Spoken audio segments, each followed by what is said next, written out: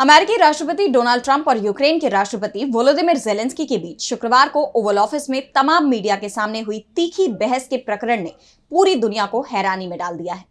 Trump ने सत्ता संभालने के साथ ही दावा किया था कि वो रूस और यूक्रेन के बीच 3 साल से चल रहे युद्ध को खत्म करवा देंगे, लेकिन अब दोनों राष्ट्राध्यक्षों के बीच हुई बहस से शांति की कोशिशें खटाई में पड़ती दिख रही हैं। इस मामले में अब दुनिया भी दो फाड़ होती दिख रही है।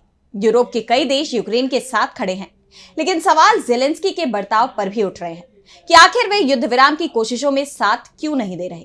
देखिए ये रिपोर्ट। 1 मार्च को अमेरिकी राष्ट्रपति ट्रंप के साथ चर्चा के लिए यूक्रेन के राष्ट्रपति वोलोदिमिर जेलेंस्की व्हाइट हाउस पहुंचे थे। इस बैठक में यूक्रेन और अमेरिका के बीच मिनरल्स डील पर मुहर लगनी थी और इस सौदे के साथ ही रूस से युद्ध विराम की प्रक्रिया को भी आगे बढ़ाना था। लेकिन रूस से जंग को खत्म करने के सवाल पर जेलेंस्की ट्रंप और उपराष्ट्रपति वेंस से भिड़ गए। दोनों पक्ष में जुबानी जंग छिड़ गई और ये सब पत्रकारों के सामने ही हुआ।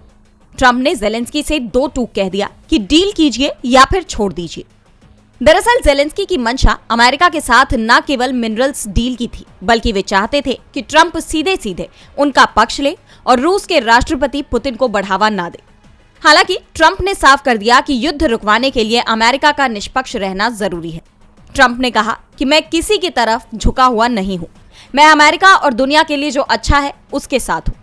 इसके साथ ही ट्रंप ने यह एहसान भी जता दिया कि जेलेंस्की को अमेरिका की मदद का शुक्रगुजार होना चाहिए। ये बात जेलेंस्की को चुभ गई।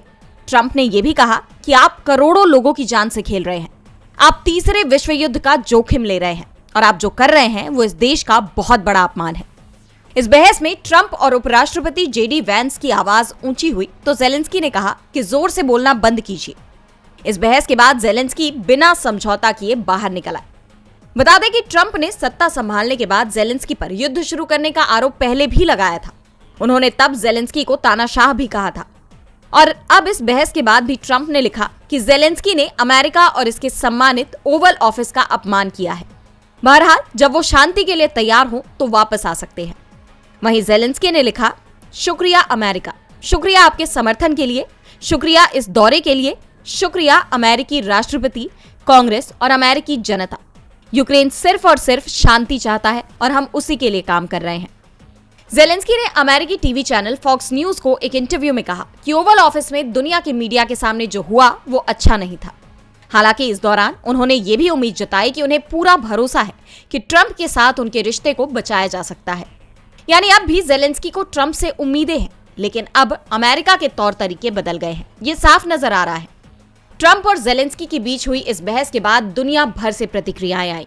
Canada, Ireland, Norway, Sweden, Spain समेत कई देशों ने खुलकर जेलेंस्की का पक्ष लिया है। वहीं डेमोक्रेटिक सांसद चक शुमर ने एक्स पर लिखा कि ट्रंप और वेंस गंदा काम कर रहे हैं। सीनेट डेमोक्रेट्स आजादी और लोकतंत्र के लिए लड़ना कभी नहीं रोकेंगे।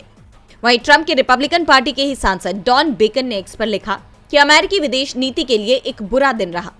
यूक्रेन आजादी, फ्री मार्केट और कानून का राज चाहता है, वो पश्चिम का हिस्सा बनना चाहता है। रूस हमसे और हमारे पश्चिमी मूल्यों से नफरत करता है। हमें ये साफ कर देना चाहिए कि हम आजादी के पक्ष में खड़े हैं।